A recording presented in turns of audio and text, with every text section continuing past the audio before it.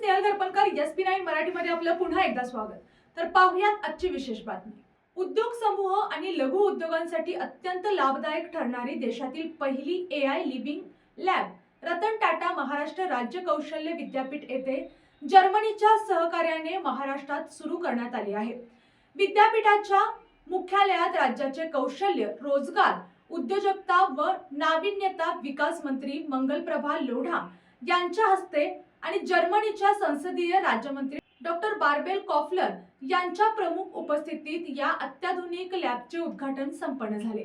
तर पाहूयात आजची सविस्तर बातमी. या कार्यक्रमाला राज्याचे मुख्य सचिव राजेश अग्रवाल, कौशल्य विभागाच्या अप्पर मुख्य सचिव मनीषा वर्मा, विद्यापीठाच्या कुलगुरू डॉक्टर अपूर्वा पालकर, जर्मनीचे वाणिज्य दूत क्रिस्टॉफ हेलिर, GIZचे संचालक उल्करे एबेलिंग, कौशल्य विकास आयुक्त अमित सेनी तसेच व्यवसाय व शिक्षण प्रशिक्षण संचालनालयाच्या संचालक माधवी सरदेशमुख यांची प्रमुख उपस्थिती होती.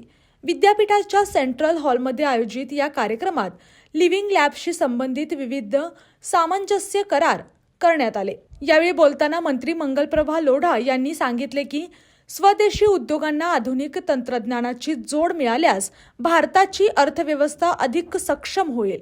पंतप्रधान नरेंद्र मोदी यांच्या नेतृत्वाखाली भारत नक्कीच विश्वगुरू होईल असा विश्वास त्यांनी व्यक्त केला.